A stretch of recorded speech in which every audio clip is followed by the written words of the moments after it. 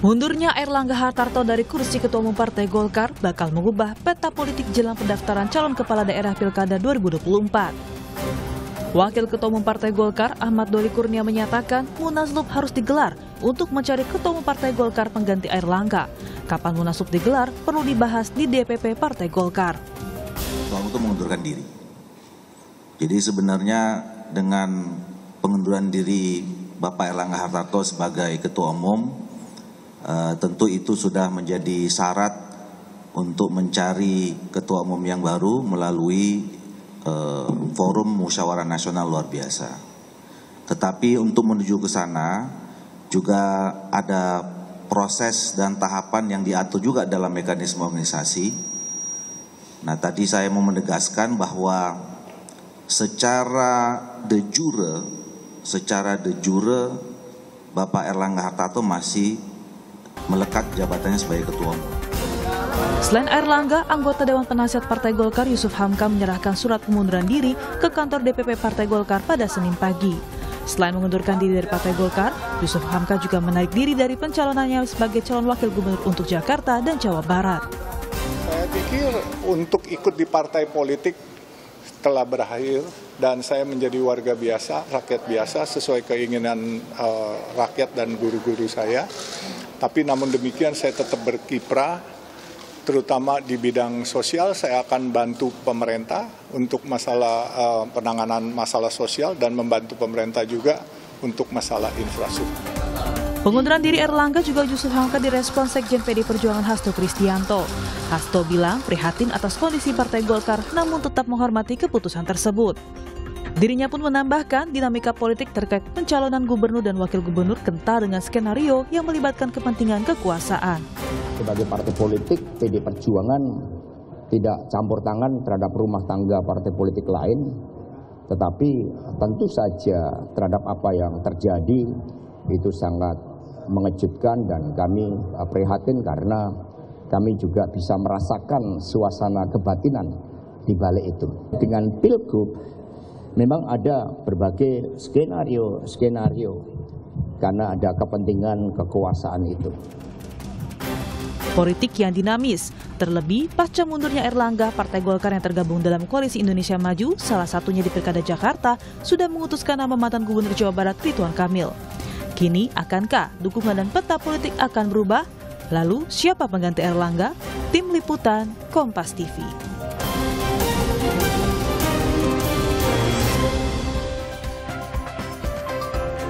Mundurnya Airlangga Hartarto dari kursi Ketua Umum Partai Golkar mencuatkan beberapa nama menjadi pengganti Airlangga. Di antaranya Agus Gumiwang Kartasasmita, Bahlil Lahadalia, dan Bambang Susatyo. Benarkah ketiga nama ini akan diajukan ke pleno Partai Golkar yang digelar hari ini? Lalu bagaimana dinamika politik khususnya peta dukungan politik Partai Golkar yang tergabung dalam Koalisi Indonesia Maju?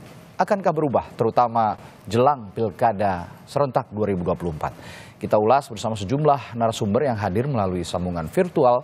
Ada Direktur Eksekutif Indikator Politik Indonesia Burhanuddin Muhtadi, lalu Ketua Dewan Pembina Bapilu Partai Golkar Idrus Marham yang tersambung melalui sambungan telepon, dan Ketua DPP Partai Demokrasi Indonesia Perjuangan Nusirwan Sujono. Selamat pagi Bapak-Bapak. Pagi semuanya. Iya, saya ke Bung Idrus Marham terlebih dahulu. Selamat pagi Bung Idrus, Assalamualaikum. Oh, tampaknya masih ada kendala komunikasi. Kalau gitu saya ke Pak Nusirwan dulu. Ini memang sudah ditegaskan oleh Sekjen Partai Anda, Pak Nusirwan, Mas Hasto Kristianto, bahwa tidak ada kaitannya dengan PDI Perjuangan dalam konteks mundurnya Ketua Umum Partai Golkar Airlangga Hartarto. Tapi yang digarisbawahi adalah begitu kentalnya dugaan intervensi terhadap partai politik oleh penguasa, begitu ya dikatakan, jelang Pilkada serentak 2024. Hal apa yang Anda lihat di intervensi kepada partai politik saat ini jelang Pilkada, Pak Nusirwan? Tentu Mas Hasto mengikuti proses sampai kepada statement tersebut tentu berdasarkan evaluasi selama pemilu lalu berlangsung. Ya. Dan itu kami rasakan langsung terjadi proses tersebut, sehingga wajar saja apabila Pak Hasto menyampaikan atau merasakan hal tersebut kepada pada kondisi yang terjadi pada saat ini terhadap rekan kami dari Partai Golkar maksudnya. Itu seperti apa yang disampaikan oleh Pak Hasto juga, dan kami pun mendengar sangat Ibu Ketua Umum sangat memprihatinkan hal tersebut terjadi ya. Tentu hal yang seluruh pihak, semua pihak tentu tidak berharap akan terjadinya kondisi-kondisi tersebut, apalagi kita menghadapi kurang berapa bulan adanya pilkada serentak, dan itu akan sangat berpengaruh terhadap situasi ke depan untuk tentunya pada saat penetapan yang berlangsung di seluruh daerah. Oke, ya saya ke Bung Idrus lagi. Bung Idrus, Assalamualaikum. Baik, sudah tersambung kembali. Ya, Bung Idrus, kalau ada dugaan-dugaan intervensi dan segala macam, tapi memang adakah tekanan yang Anda ketahui dari penguasa, katanya yang dikatakan penguasa terhadap mundurnya Pak Erlangga Hartarto sebagai Ketua Umum, Bung Idrus? Ya, kalau kita melihat selama ini dan Partai Golkar sepakat bagian integral dari Koalisi Indonesia Maju, dari langkah-langkah politik yang diambil oleh Erlangga sebagai Ketua Umum, tidak ada alasan yang bisa dijadikan dasar untuk menekan-nekan Partai Golkar. Kenapa? Karena Partai Golkar paham betul bagaimana sejatinya menempatkan diri ya, ketika kita sendiri dan ketika kita bersama. Kalau kita sendiri, kalkulasi politiknya di dalam mengambil kebijakan jelas. Ketika bersama dengan Koalisi Indonesia Maju juga jelas. Kalkulasi kepentingan yang ada. Jadi mulai daripada penentuan koalisi ini dan mengusung Prabowo Gibran ya sebagai calon presiden dan wapres, dan akhirnya berhasil, pasti orang mengakui semua bahwa peranan Partai Golkar cukup besar. Nah, kemudian yang kedua, menghadapi pilkada juga orang juga tahu persis bagaimana kebijakan-kebijakan yang kita ambil ini betul-betul mengikuti kesepakatan-kesepakatan yang ada dengan kalkulasi politik yang orientasinya adalah kemenangan pilkada itu untuk menjamin kesuksesan kepemimpinan Prabowo di tingkat pusat. Oke. Sebutlah misalkan DKI Jakarta, sebutlah misalkan Jawa Barat, sebutlah misalkan Jawa Tengah, dan juga sebutlah misalkan Banten. Apa yang dilakukan oleh Partai Golkar itu betul-betul mengikuti seluruh proses-proses yang ada, dan di dalam proses itu ada perdebatan-perdebatan tentu yang tetap berorientasi bagaimana supaya soliditas tim ini. Dan oleh karena itu maka dari perdebatan-perdebatan itu kan format paslon yang keluar itu kan macam-macam. Yeah. Yang pertama, ada beberapa daerah mungkin karena ini belum final itu adalah calon tunggal. Ya, katakanlah ada dari tim plus. Ya. Kemudian juga ya, Bung Idrus. Oke, sepertinya ada gangguan komunikasi dari Idrus Marham dari Partai Golkar. Kita akan nanti mencoba hubungi kembali dan menanyakan lebih lanjut peta politik Pilkada 2024 yang terganggu sepertinya dari Partai Golkar ini karena mundurnya Erlangga Hartarto sebagai Ketua Umum Partai Golkar. Saya ke Mas Burhan dulu kalau gitu. Mas Burhan, apa yang terjadi dengan Partai Golkar menurut Anda, dari analisis Anda? Ya, terus terang kita tidak tahu persis ya apa alasan Erlangga Hartarto mundur. Kalau kita mendengar apa yang disampaikan oleh Pak Erlangga Hartarto ketika membacakan pengunduran diri, itu alasan yang justru menunjukkan mengapa Erlangga Hartarto perlu bertahan sebagai Ketua Umum. karena keberhasilan yang ditorehkan oleh Airlangga Hartarto sebagai ketum itu memang objektif. Pertama, Golkar berhasil menaikkan kursinya dalam jumlah yang cukup signifikan di pemilu 2024 kemarin. Yang kedua, capres Partai Golkar unggul dengan suara yang sangat telak, yaitu Prabowo Gibran.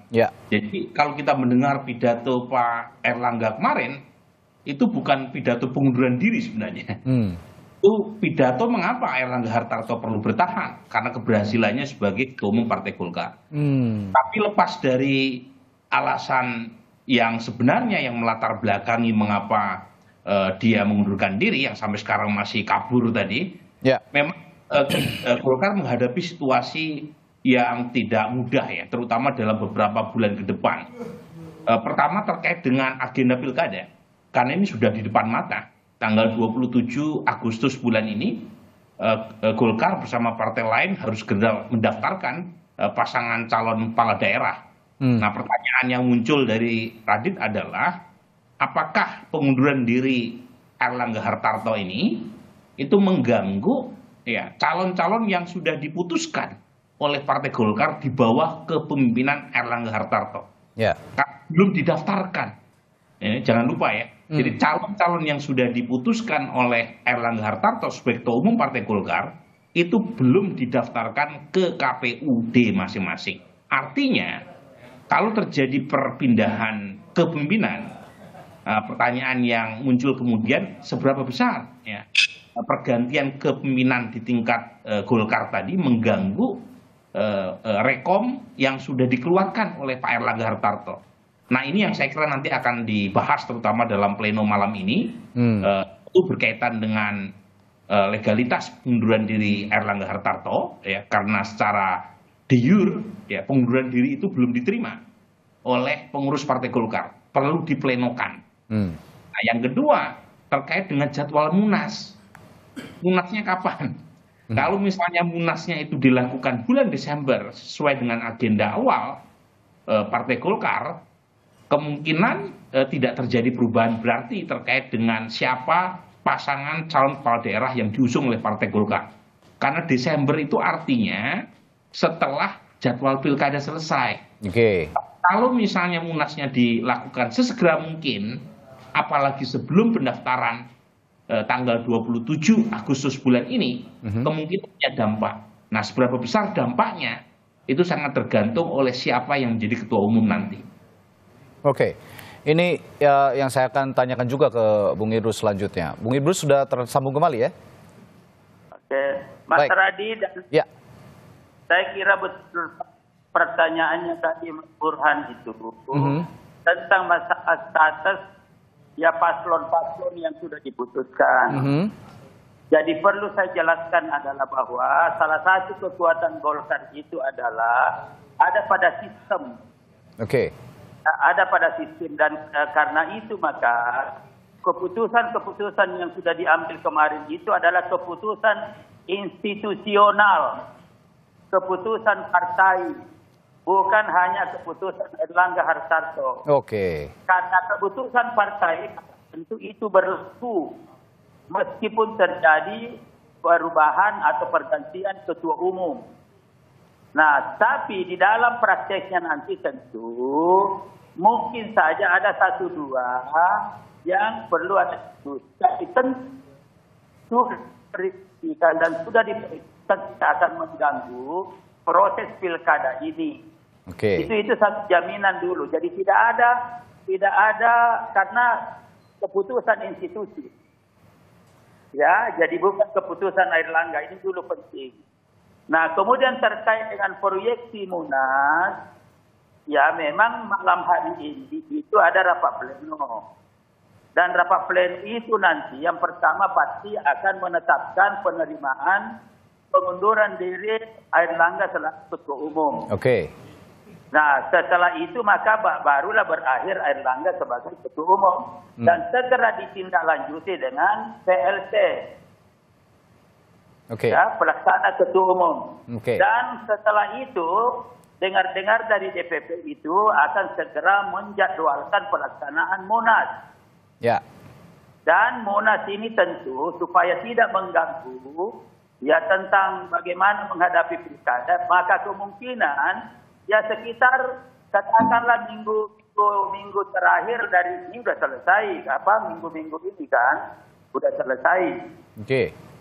Jadi katakanlah kalau sekarang tanggal berapa, tanggal 13, ya saya kira tanggal 19, 20 itu bisa diselesaikan. Dan ini kita sudah berpengalaman. Tahun 2017 itu saya kebetulan pejabat ketua umumnya ketika itu, tanggal 13 rapat pleno, 13 Desember, kita melakukan rapid tanggal 17, munasnya tanggal 18, munaslup ketika itu. Dan tanggal 19, 20 sudah selesai, jadi tidak ada masalah bagi Golkar. Oke, artinya ya, tidak ada masalah. Ya, Bung Idrus, artinya ketika para calon kepala daerah ini nanti didaftarkan atas nama PLT Ketua Umum Partai Golkar, hal itu tidak jadi soal ya?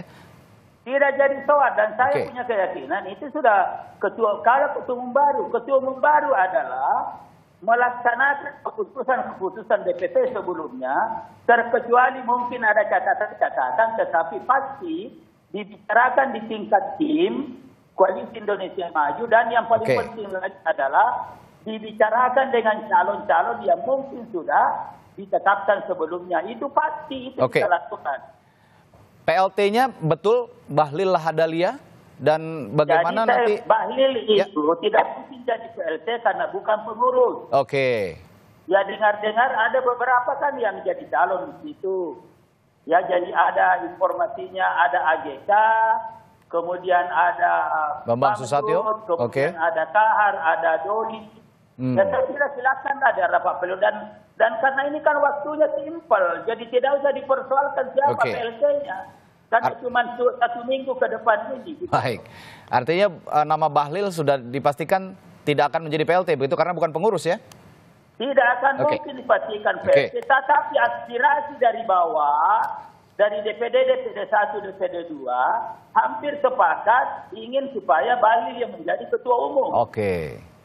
Apakah ini juga jadi friksi di dalam atau bagaimana Bung Idrus? Ada yang mengajukan nama Bahlil tapi juga ada juga yang mengajukan nama-nama lain di luar itu? Ya itu wajib. Golkar ini partai besar dan go public. Saya kira Pura-Purahan sudah paham. Kalau ini go public, ini bukan partai abal-abal, tapi partai saya percaya itu Bung Idrus. Ada aturan gitu loh. Boleh saja banyak yang mencalonkan, tapi saya punya keyakinan ada kesadaran bersama untuk menjalin keutuhan partai, ujung-ujungnya kembali kepada Bahlil semua. Baik. Saya kembali ke Bung Nusirwan. Tadi juga saya sudah menyimak bahwa Bung Nusirwan melihat begitu ada intervensi dari penguasa terkait partai politik yang akan menghadapi pilkada serentak.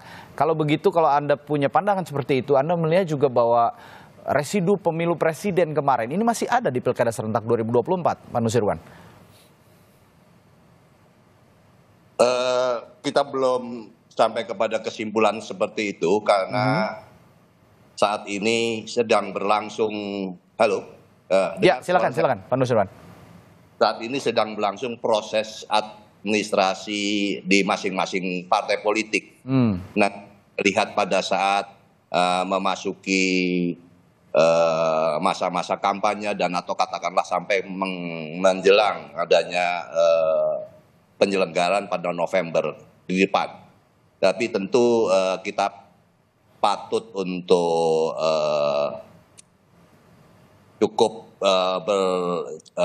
cukup berhati-hati atau katakanlah mencermati beberapa hal yang sudah terjadi beberapa waktu yang lalu.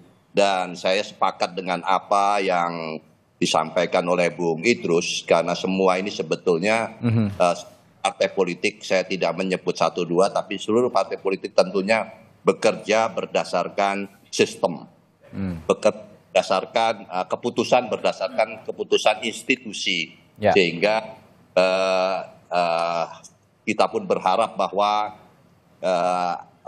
adanya proses yang sedang dipersiapkan untuk sampai kepada penyerahan siapa saja yang akan maju di dalam pilkada nanti kelak, tentu mekanisme masing-masing partai akan menjaganya untuk sampai kepada proses itu berlangsung dengan baik. Tapi tentu kalau pertanyaan yang tadi disampaikan, tentu kita sama-sama harus menjaga konsistensi dan menjaga kepercayaan rakyat terhadap partai politik. Itu adalah tanggung jawab kita semua sebagai partai politik. Kepercayaan rakyat terhadap partai politik itulah yang menjadi hal yang utama. Sampai seberapa jauh kita masih bisa mampu untuk menerjemahkan dan memberikan calon-calon pemimpin di daerah.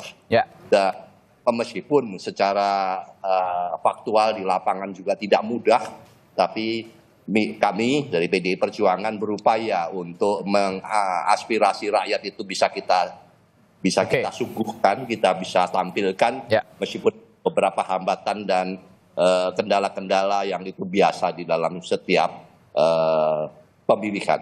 Demikian. Pak Nusirwan, kita ketahui Partai Golkar ini adalah partai lama, partai yang cukup senior begitu ya di kancah politik Indonesia, sama dengan PDI Perjuangan begitu, sudah mengawal dari era ke era, dari rezim ke rezim begitu ya, sudah berkompetisi dengan sangat demokratis dengan PDI Perjuangan dari dulu begitu. Tapi kalau Anda melihat saat ini Partai Golkar yang baru nanti, jika memang ada ketua umum yang baru, apakah tetap akan menjadi Partai Golkar yang sebelumnya kita kenal, ataukah menjadi Partai Golkar yang kembali menjadi representasi penguasa? Jangan dijawab dulu, nanti akan ditanyakan kembali kepada Pak Nusirwan setelah jeda di...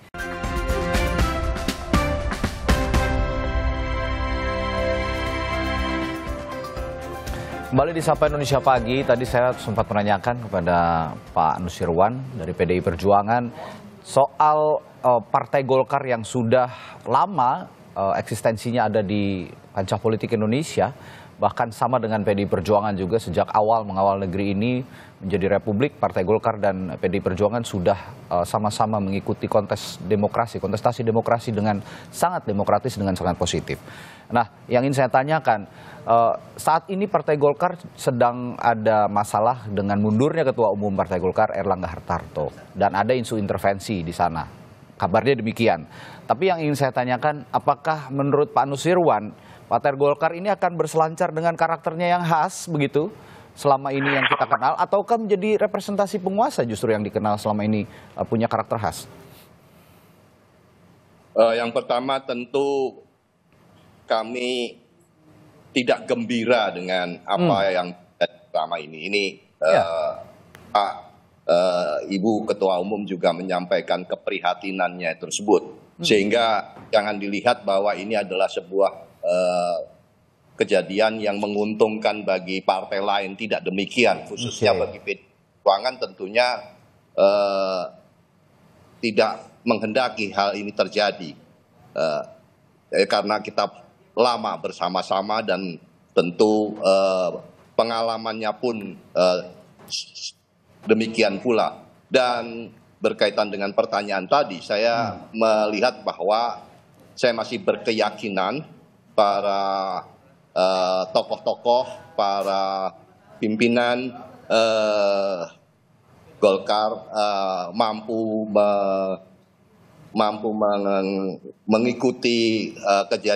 mengikuti proses yang sedang berlangsung saat ini dan mampu menjaga keutuhan, mampu menjaga kebesaran dan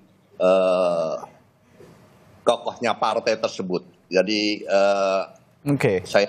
kami masih berkeyakinan hal tersebut masih akan dipegang teguh oleh teman-teman bapak-bapak senior, teman-teman saat ini memegang kepemimpinan dan itu tentu menjadi dimanapun partai dimanapun tentu tanggung jawab moral itu akan selalu melekat untuk tetap mampu menjaga keberlangsungan keutuhan institusi organisasi partai politik. Itu juga yang kita harapkan bersama, bahwa Partai Golkar tetap menjaga marwahnya begitu ya, meskipun ada isu seperti ini, terutama yang juga kita perhatikan bersama, yang harus kita perhatikan bersama adalah konstituen yang sudah dipupuk Partai Golkar selama ini di seluruh penjuru negeri begitu, termasuk untuk menghadapi pilkada serentak.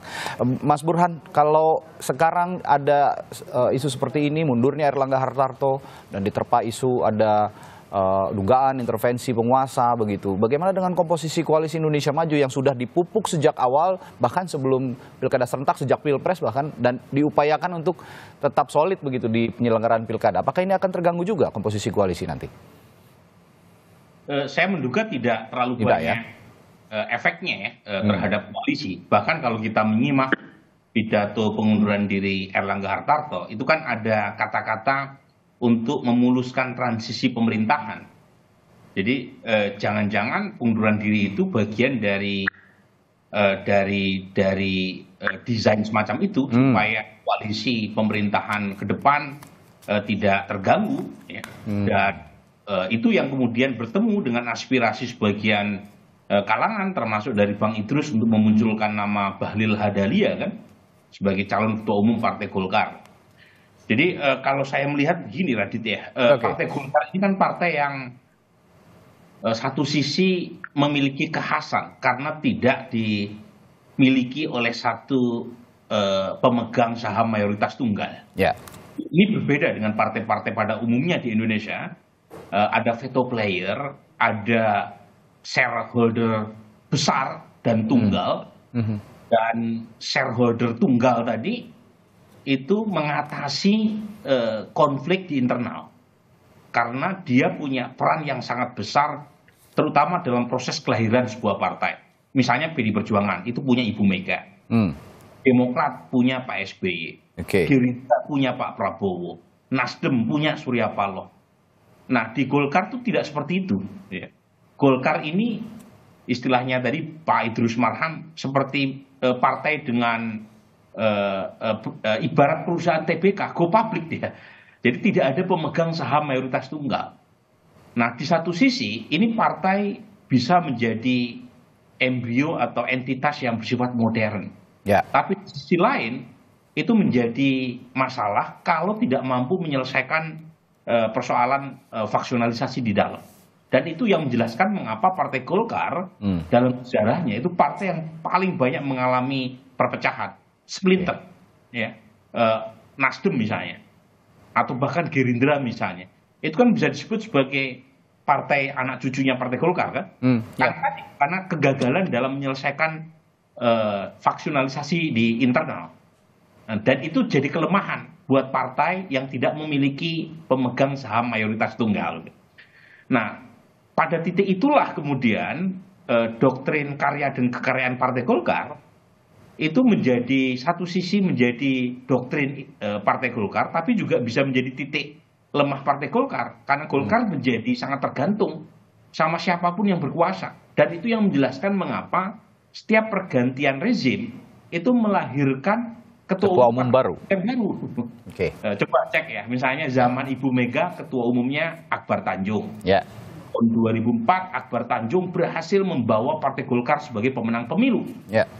Hanya sekali Partai Golkar Orde Baru jatuh 2004 langsung Partai Golkar menjadi pemenang. Tetapi apa yang kita lihat di Munas Golkar di Bali? Alih-alih insentif atau reward kepada Akbar Tanjung sebagai ketua umum yang berhasil membawa kembali kemenangan buat Partai Golkar, justru Akbar Tanjung dikalahkan oleh Wapres saat itu. Namanya Yusuf Kala ya? Yusuf Kala. Gitu. Kemudian tahun 2009 ganti lagi kan Pak Abu Rizal Bakri. Kemudian tahun 2014 dan seterusnya. Jadi memang satu sisi doktrin ini memberi keleluasaan buat Partai Golkar untuk lincah kesana kemari, tetapi juga bisa menjadi titik lemah buat Partai Golkar, terutama berkaitan dengan independensi terhadap kekuasaan. Oke, independensi terhadap kekuasaan.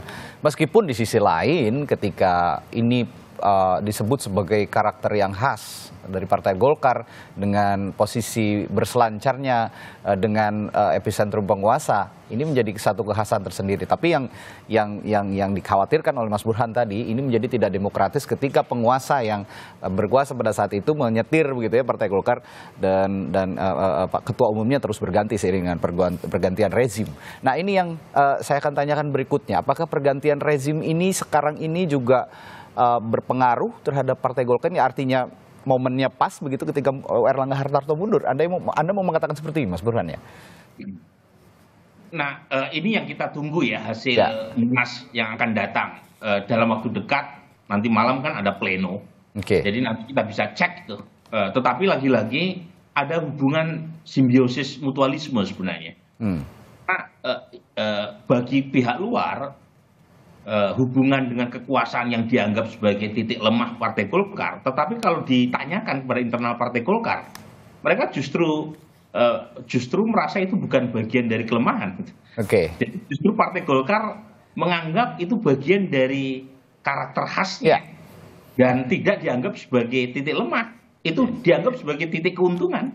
Dan itu yang menjelaskan mengapa Partai Golkar, siapapun yang berkuasa, meskipun Golkar tidak ikut misalnya mendukung dalam proses pilpres, Golkar akan bergabung dengan kekuasaan. Karena memang kelahiran Golkar nggak bisa dipisahkan dari itu. Jadi ini nanti kita lihat ke depan ya, seperti apa Partai Golkar terutama pasca Munas. Tapi sepertinya karakter ini tidak berubah, kan ini bagian dari kekhasan Partai Golkar, sesuatu yang mungkin buat kita merasa itu bukan sesuatu hal yang positif, tetapi justru banyak sekali internal Partai Golkar yang merasa mereka nggak bisa dipisahkan dari kekuasaan. Ya, baik. Ini menarik sekali. Saya tanya lagi juga Bung Idrus. Bung Idrus, koalisi aman tapi ya sejauh ini ya? Koalisi Indonesia Maju ya? Ya, sekali lagi kalau kita melihat dari alasan Erlangga mundur, kan dalam rangka untuk bagaimana mengawal dan memperkuat pemerintahan ke depan. Karena itu dengan pergantian ini, itu tidak memperlemah, itu semakin memperkuat dan bagian daripada strategi itu. Apalagi kalau kita melihat lahirnya tim ini, Golkar salah satu partai yang menjadi inisiator dan inspirator lahirnya Kim, Koalisi Indonesia Maju. Dan karena itu langkah strategis yang dilakukan oleh Erlangga ini justru orientasinya memperkuat ke depan. Dan sebagai bukti nanti bahwa ini tidak akan terganggu dan tidak akan mengganggu keutuhan Golkar sendiri. Sehingga saya punya keyakinan bahwa ke depan ini di intern Golkar, katakanlah Bahlil jadi ketua umum, pasti nanti Erlangga mantan ketua umum juga akan mendapatkan posisi-posisi tertentu. Katakanlah di penasehat ataukah di pembina. Itu satu. Kemudian karena Erlangga pada waktu ketua umum sebagai inspirator dan inisiator Kim, lalu nanti bersama-sama dengan Bahlil, saya juga punya keyakinan Bahlil pasti akan tetap menginginkan supaya mengusulkan supaya Erlangga Hartarto tetap dalam kabinet. Itu akan kita lihat dan ini nanti orang baru kalau begitu bahwa apa yang dilakukan oleh Erlangga ini, mundur ini betul-betul secara real politik orientasinya akan semakin memperkuat Koalisi Indonesia Maju ke depan, memastikan suksesnya kepemimpinan Prabowo Gibran. Saya kira itu yang harus kita lihat gitu loh. Dan yang terkait dengan masalah Bahlil ini, saya ingin katakan Bahlil ini adalah kader plus. Dia mulai dari daerah dan karena itu sekarang ini ada suasana kebatinan terbangun dari daerah. Ya udah Bahlil ini dari daerah, jadi ada kebersamaan mendukung. Jadi munculnya Bahlil ini justru dari bawah. Gitu loh. Bukan semacam titipan, bukan apa, tetapi ini dari bawah, lahir dari bawah, dan sejatinya begitu nanti partai ke depan Golkar. Jadi kalau mau misalkan jadi ketua umum, ya mulailah dari bawah, jangan tiba-tiba kutu-kutu jadi DPP, akan lebih pintar dari bawah. Nah, kemudian masalah di terakhir, meskipun demikian, saya ini 7-8 tahun jadi sekjen. Itu ada Pak Pak Nusirwan, ya, saya terima kasih teman-teman dari PDIP, Ya. dari Ketua Umum, kemudian juga dari sahabat saya Sekjen, Mas Hasto dan lain-lain sebagainya. Tapi insya Allah, ya kita ini sudah sama-sama tahu semua, Golkar akan menyelesaikan masalahnya sendiri, dan dari proses-proses yang ada ini akan semakin memperkuat posisi Golkar ke depan. Oke. Baik. Ya, itu Ya, aja. baik. Bung Idrus, ini saya juga tertarik dengan tulisan harian Kompas hari ini di halaman 1 bahwa menyebutkan kasus hukum sandra partai di pilkada. Dan menurut sumber Kompas yang saya baca juga di harian Kompas bahwa ada kasus yang menyangkut Pak Erlangga Hartarto sehingga memaksa untuk mundur. Apakah demikian yang terjadi di internal Partai Golkar? Apa yang dibicarakan? Jadi begini, kalau ini saya bisa jadi saksi. Ya, 2-3 tahun yang lalu kan juga semua orang tahu bahwa saya banyak mengkritisi Airlangga. Ya. Ya, dan pada waktu itu juga salah satu faktor yang kita kritisi adalah masalah hukum. Tapi setelah masalah hukum ini berproses sedemikian rupa dan sudah disidangkan yang lain, kan sudah selesai. Nah, tentu timbul pertanyaan, kalau semua yang terlibat sudah selesai, lalu 1-2 tahun ini justru muncul, ini kan pertanyaan. Ya. Jadi saya punya keyakinan bukan itu. Oke. Ya kan, saya termasuk orang yang mengkritisi, dan saya kira Mas Burhan, Profesor Burhan juga tahu gitu loh. Dan lalu kemudian belakangan saya sama-sama kan untuk ke partai. Saya diberi tugas sebagai Ketua Dewan Pembina Bapilu DPP Partai Golkar, lalu saya diberi tugas menjadi Sekretaris Tim Kerja Strategis Pemenangan Prabowo Gibran. Jadi ini saya punya keyakinan ada. Oke. Baik, Ya. dipastikan tidak ada sandera menyandera dari kasus hukum untuk mundurnya Erlangga Hartarto, begitu ya, Bung Saya Idrus? punya Baik. keyakinan tidak ada itu, dan sebenarnya kan ini dan saya termasuk pengkritik dulu Oke. tentang Baik. masalah ini gitu loh. Baik, Ya. terakhir saya ke Pak Nusirwan sebelum ke Mas Burhan juga. Pak Nusirwan, kalau melihat posisi Partai Golkar saat ini yang dikatakan Bung Idrus tadi akan tetap berselancar meskipun Erlangga Hartarto mundur, akan ada kader-kader lain yang mengisi posisi Ketua Umum Partai Golkar yang akan dinilai semakin solid oleh Bung Idrus tadi. Nah, dalam konteks itu di penyelenggaraan Pilkada 2024 pasti akan ada juga komunikasi-komunikasi politik yang dijalin oleh PDI Perjuangan dengan Partai Golkar. Apakah ini juga akan tetap berjalan beriringan, termasuk juga di pilkada-pilkada yang strategis seperti di Jakarta, Jawa Tengah, Jawa Timur? Apakah komunikasi juga masih tetap dijalin dengan Partai Golkar, Pak Nusirwan? Tentu bahwa apapun kondisi dan situasinya, komunikasi politik itu tetap harus berlangsung. Dan apabila itu berkaitan dengan pengganti dan sebagainya, kami tidak ikut campur dengan hal yang berkaitan dengan internal, tapi berkaitan dengan komunikasi politik, apapun hasilnya, apapun proses berikutnya, tentu kami akan tetap di pusat maupun di daerah, kami akan berkomunikasi, dan itu sudah berlangsung lama, dan bahkan beberapa daerah-daerah yang sudah diputuskan pun banyak yang kami bersama-sama dengan Golkar di berbagai daerah Indonesia. Jadi kami tidak terpengaruh. Komunikasi politik tetap harus, bahkan harus saya katakan tetap berlangsung untuk melakukan kerja-kerja politik yang ke depan masih begitu padat, begitu banyak. Demikian. Baik. Terakhir ke Pak Saradi. Terakhir singkat. Bung Idrus, silakan. Jadi apa yang disampaikan oleh Mas Nusirwan itu luar biasa. Dan memang paradigma yang kita kembangkan dalam berpolitik itu, teman-teman partai lain kita anggap sebagai mitra perjuangan, bukan sebagai lawan. Ini dulu nih. Nah, oleh karena itu benar kata Mas Nusirwan adalah bahwa komunikasi politik adalah sebuah keniscayaan. Saya buka aja, saya kata Golkar dulu berada pada oposisi beberapa saat ketika itu. Saya ketua koalisi, Merah Putih. Lalu ketika itu ada Indonesia Hebat. Orang mungkin tidak tahu, 1, 2, 3 kali dalam posisi saya itu, ketemu dengan Mbak Mega, ketemu dengan Mas Hasto, Mbak Puan. Mas Pram, jadi itu nggak ada. Jadi ini sebagai mitra, ini harus wajib hukumnya. Kita komunikasi sebagai anak bangsa.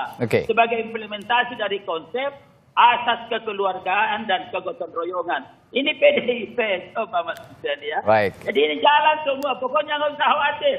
Oke, baik. Terima kasih Bung Idrus. Terakhir, terima kasih. Assalamualaikum. Terakhir ke Mas Burhan. Mas Burhan, kalau di Kompas ditulis kasus hukum sandera partai di Pilkada, Anda punya analisis soal ini atau Anda punya pendapat soal ini?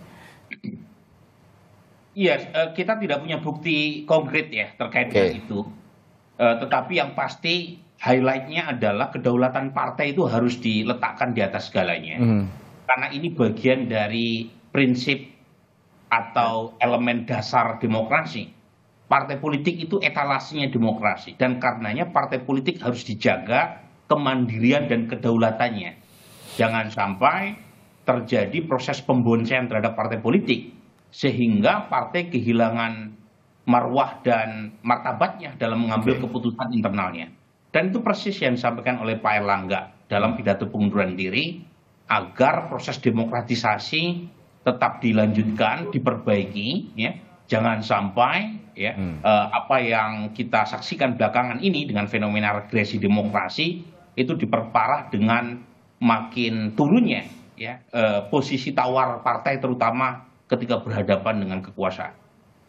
Oke, itu poinnya bahwa kita semua berharap apapun yang terjadi saat ini oleh kepada Partai Golkar dengan mundurnya Erlangga Hartarto tetaplah menjadi Partai Golkar yang sudah punya khasnya selama ini berjalan mengarungi perjalanan politiknya begitu sampai akhirnya mengawal presiden terpilih dan wakil presiden terpilih Prabowo Subianto dan Gibran Rakabuming Raka 5 tahun ke depan. Baik, terima kasih para narasumber saya.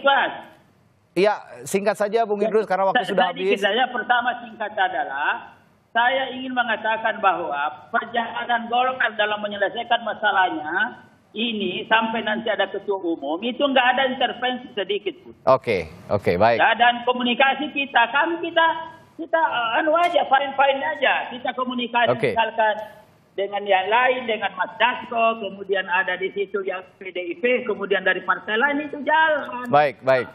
Dan kita sebagai teman paling ketawa-ketawa, ya kan kita saling tahu dan saling menghargai, itu yang penting. Gitu. Ya, saling menghargai itu yang penting dan ini untuk eksistensi Partai Golkar juga ke depan. Terima kasih. Sekali lagi keputusan partai nggak usah ragu. Oke, ya makasih. Baik, terima kasih. Ada Direktur Eksekutif Indikator Politik Indonesia Burhanuddin Muhtadi, lalu Ketua Dewan Pembina Bapilu Partai Golkar Idrus Marham dan Ketua DPP PDI Perjuangan Nusirwan Sujono telah berbagi perspektif pagi hari ini. Terima kasih, sehat selalu, sampai jumpa lagi Bapak-Bapak. Terima kasih. Assalamualaikum Prof.